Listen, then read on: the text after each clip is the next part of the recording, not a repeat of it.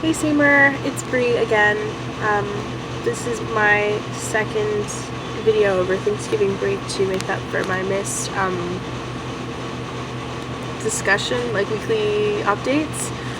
And I have reached out to Reem and asked her to get back to me on when she wants to do her interview. So far she hasn't responded, but I'm sure she's super busy. Looks like I'm cutting it down to the wire on this project, which is kind of a bummer because I was hoping to get it done early, but I actually tried to find a different subject than Reem because I wanted to interview somebody in my family, like specifically. I have an aunt who works as an FBI, like Secret Service recruiter.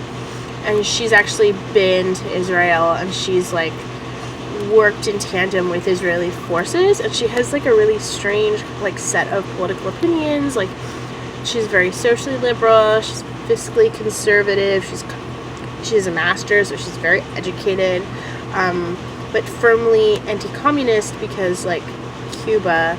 So I don't know, she's just a very interesting character, and I wanted to interview her. And like this whole Thanksgiving break, she had like implied that she'd be fine with the project, but when I like really started getting into the nitty-gritty of what I wanted to talk about, she said that she was uncomfortable with it because she like her work, and she's not sure that like in the position that she's in, she's allowed to be commenting even for like a school project. So my primary plan, which was my aunt, which I guess I hadn't told you about, backfired on me. So now I'm back in touch with Reem and hoping I can have her respond to me today or tomorrow, because I think we go up on Saturday.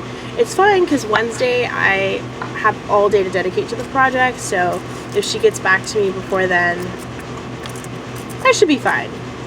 I'm only panicking a little bit. I've got a lot of other stuff to catch up on. I know you asked us like what our 2 weeks would look like. Panic. Sheer panic. So there's that. And there's something I wanted to talk about. Oh yeah, we talked about like not letting ourselves get burnt out by our activism, and I think that I've discovered a new and even more terrifying danger, which is apathy. Yeah, I am having a hard time like listening to the news lately. I can listen to global news and that's not a problem, but when it comes to like our domestic news that has to do with like Trump and the Senate and the House of Representatives, I have a much harder time, especially because of the Ray Moore case and the Harvey Weinstein case.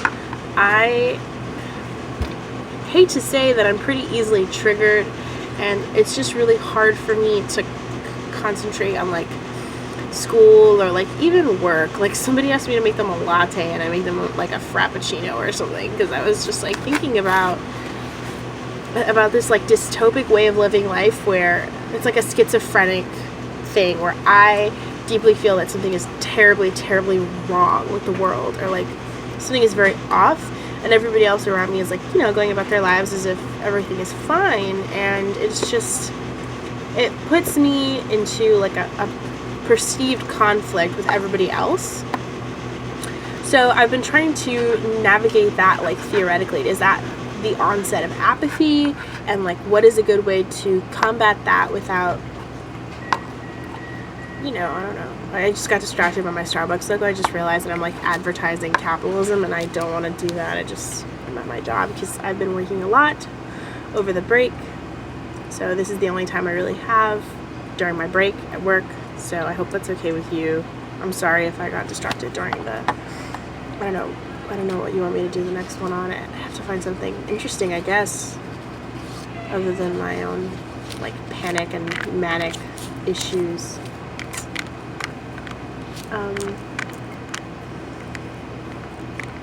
I'm gonna reread Shooting Magda today. That play disturbed me a lot. I hated it. It reminded me a lot of my parents.